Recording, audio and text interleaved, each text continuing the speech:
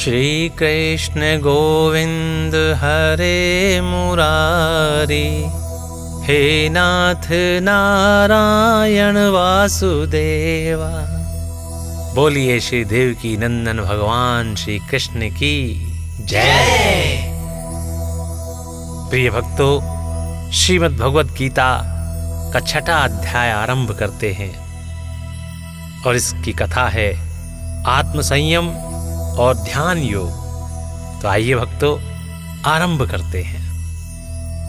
कर्म योग के बारे में और अधिक प्रकाश डालते हुए भगवान श्री कृष्ण आगे बोले, हे भारत, जो व्यक्ति अपने किए हुए कर्म के फल की इच्छा को त्याग कर अपना नित्य नैमित्तिक कर्म करते रहते हैं, वे ही सन्यासी हैं और वे ही योगी हैं। इसके विपरीत जो कर्म को त्याग देते हैं और कर्म को छोड़ निष्क्रिय हो जाते हैं, वे न तो सन्यासी हैं और न ही योगी हैं। अभिप्राय यह है कि केवल क्रियाओं को त्यागने वाला सन्यासी नहीं है, परंतु कर्म करते हुए फल की इच्छा न करना सन्यास है। इसी का नाम योग है। बिना फल की कामना को त्यागे कोई भी योगी नहीं हो सकता, क्योंकि कर्म फल का त्याग सन्यास और योग दोनों ही में है। हे पार्थ, जो ज्ञान योग की प्राप्ति करना चाहते हैं, उनके लिए ज्ञान प्राप्ति का मार्ग भी कर्म ही है। निष्काम कर्म करने से चित्त शुद्ध होता है, मन की शुद्धि से ज्ञान की प्राप्ति होती है और उस ज्ञान प्राप्ति से मनुष्य को शांति मिलती है। हे अर्जुन, जब मनुष्य की इंद्रियां किसी विषय को न प्रेरित हों और मन में स्मरण बिना कोई चिंता भी न उठे, तब व्यक्ति योग रूढ़ कहलाता है। ऐसा करके विवेकी पुरुष अपनी आत्मा का संसार में रहते हुए भी स्वयं ही उद्धार कर लेता है। हे अर्जुन, कामना से रहित जो आत्मा है वह मित्र के समान उपकारी है। इसके विपरीत जिसने मुझको विसार कर अपनी आत्मा को विषयों में लगाया है, वह अपना शत्रु स्वयं है, क्योंकि ऐसा करना अधोगति का मार्ग है। हे अर्जुन, जिसने अपनी आत्मा को जीत लिया है तो वही आत्मा उसका बंधु है, और जो आत्मा को नहीं जीतता है उसकी आत्मा ही उसका शत्रु है। जिसने अपना मन अपने वशीभूत कर लिया है और शीत उष्ण दुख सुख और मान अपमान में सदा शांत बना रहता है, उसके हृदय में परमात्मा स्थित है। योगारूढ़ पुरुष के लक्षण बतलाते हुए भगवान ने कहा, जिनकी आत्मा और मन चलायमान नहीं होता है और इन्हीं कारणों से जिनकी इंद्रियां वशीभूत हो गई हैं, वे कंचन, मिट्टी और पत्थर को एक समान समझते हैं। ऐसे ही योगी योगारूढ़ होते हैं। हे अर्जुन, जो शत्रु मित्र अपने पराये, अच्छे बुरे और साधु तथा पापाचारियों को समान दृष्टि से देखता है, वह योगियों से भी बढ़कर है। हे अर्जुन, योगी को उचित है कि सदा एकांत में रहे, किसी को संग में न रखे, अपने मन और आत्मा को वश में रखे, किसी बात की आशा न रखे और किसी वस्तु का संग्रह न करे। इस प्रकार निरंतर अपनी आत्मा को परमात्मा में लगाता रहे।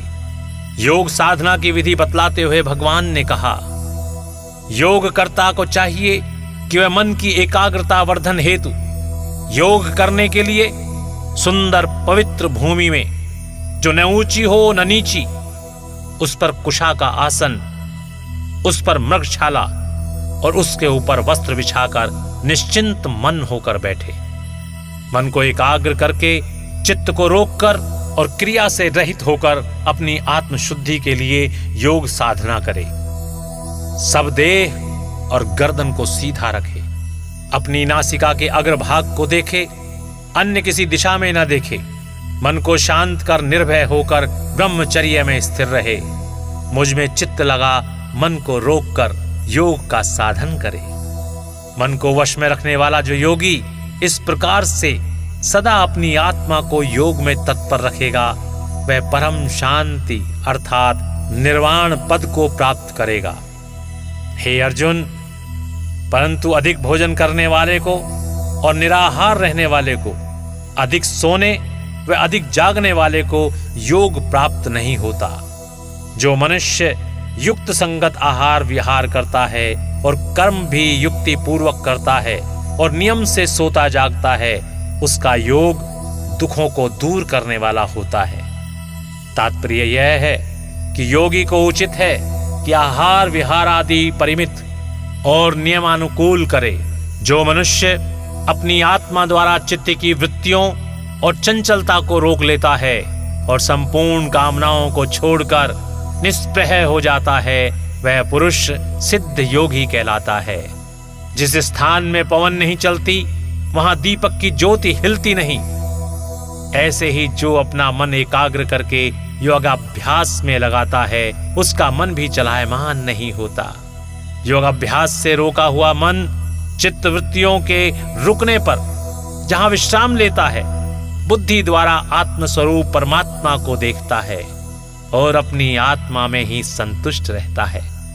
इस प्रकार वह परम शांत स्वरूप मोक्ष और परमात्मा से साक्षात्कार प्राप्त करता रहता है। इस प्रकार योगी जन ऐसे दुर्लभ सुख का अनुभव करते हैं जो इंद्रियों के विषय से दूर है और केवल बुद्धि द्वारा ही जाना जा सकता है। इसी से उस सुख में स्थित योगी परमात्मा के चिंतन से चलायमान नहीं होता है। हे अर्जुन, जो आत्मा के सुख को सबसे बड़ा सुख मानते हैं, उस योग साधक को सांसारिक सुख दुख प्रभावित नहीं करते। सुख दुख से वे विचलित भी नहीं होते हैं। इसलिए हे अर्जुन, जिस अवस्था में दुख का लेश मात्र भी नहीं रहता, उसी अवस्था को योगावस्था जानो। इसलिए स्थिर चित होकर यत्न पूर्वक योगाभ्यास करना उचित है। इसके लिए संकल्प से उत्पन्न होने वाली और योग में बाधा डालने वाली अनेक तरह की कामनाओं को त्याग कर और इंद्रियों तथा मन के संपूर्ण वेग को रोककर योगाभ्यास करें। साथ ही धैर्य युक्त बुद्धि से शनैः शनैः मन को आत्मा में निश्चल करें और किसी अन्य बात का चिंतन न करें। यह मन बड़ा चंचल है, किसी जगह जल्दी स्थिर नहीं होता है। अतः जहां जहां चित्त जाए वहां से उसे रोककर आत्मा में स्थिर करने से ही योग का अभ्यास होता है। हे अर्जुन, ऊपर लिखी रीति के अनुसार चित्त के शांत और निर्विकार हो जाने से संपूर्ण विकार स्वयं ही भाग जाते हैं और आत्मा निष्पाप होने से साधक ब्रह्म में लीन हो जाता है। ऐसे योगी को समाधि का ब्रह्मानंद के सदृश उत्तम सुख अपने आप प्राप्त होता रहता है। इस प्रकार मन को रोककर आत्मा को जगाए रखने वाला निष्पाप योगी सुख पूर्वक बिना परिश्रम महान ब्रह्म सुख को भोगता रहता है। हे पार्थ, सबको समान दृष्टि से देखने वाला योगाभ्यासी अपनी आत्मा को सब प्राणियों में देखते हैं और सब प्राणियों को अपनी आत्मा में देखते हैं। हे अर्जुन, जो मुझको सब प्राणियों में देखता है और सब प्राणियों को मुझ में देखता है, उस योगी से मैं अदृश्य नहीं रहता। उस योगी को मैं प्रत्यक्ष होकर दर्शन देता हूँ। सभी प्राणियों में मुझको व्यापक जानकर जो मेरा भजन करते हैं, उनका फिर जन्म नहीं होता। जो संपूर्ण प्राणियों के दुख सुख को अपने दुख सुख के समान मानता है और सबको एक सा देखता है, वही योगी श्रेष्ठ है। भगवान श्री कृष्ण की ये बातें सुनकर अर्जुन ने कहा, हे माधव, आपने इस योग का मुझे उपदेश दिया है कि सबको समभाव से देखें, परंतु अपनी बुद्धि की चंचलता के कारण मैं यह समझता हूं कि इस प्रकार का योग बहुत काल तक स्थिर नहीं रह सकता है। यह मन बड़ा चंचल है। यह देह और इंद्रियों को क्षुधित करता रहता है तथा बड़ा बलवान है। मन को रोकना मेरे लिए उसी प्रकार कठिन है जैसे प्रचंड वायु को रोकना होता है। अर्जुन की यह बात सुनकर श्री कृष्ण बोले, हे महाबाहो, निसंदेह मन बड़ा चंचल है और आसानी से रुक नहीं सकता है, परंतु अभ्यास और वैराग्य द्वारा इसका निग्रह हो सकता है। जिसका मन वश में नहीं है वह योग साधना नहीं कर सकता। यह सुनकर अर्जुन ने कहा, हे कृष्ण जी, जो व्यक्ति पहले तो श्रद्धापूर्वक योग साधना में प्रवृत्त हो गया परंतु पीछे ठीक उपाय न कर सका, अर्थात अभ्यास में शिथिल हो गया और इस कारण से उसका मन योग से चलायमान हो गया हो, ऐसे मनुष्य योग के सिद्ध रूप फल को न पाकर किस गति को प्राप्त होते हैं? जिस प्राणी ने निष्काम कर्म करके उन्हें ईश्वर को समर्पित न किया हो और कामना के वशीभूत होकर कर्म करने के कारण स्वर्ग आदि की प्राप्ति से भी वंचित रहा तथा योग सिद्ध न होने से उसे मोक्ष भी नहीं मिला, वह मनुष्य दोनों ओर से नष्ट और अप्रतिष्ठित होकर किस गति को प्राप्त होता है? हे मधुसूदन, मेरे इस संशय को दूर करने योग्य आप ही हैं। अर्जुन की यह बात सुनकर श्री कृष्ण बोले, हे भारत, योग के अपूर्ण रह जाने के बावजूद इस प्रकार के शुभ कर्म करने वाला इस लोक और परलोक में कहीं भी नाश को प्राप्त नहीं होता है, क्योंकि कोई भी शुभ कर्म करने वाला दुर्गति नहीं पाता है।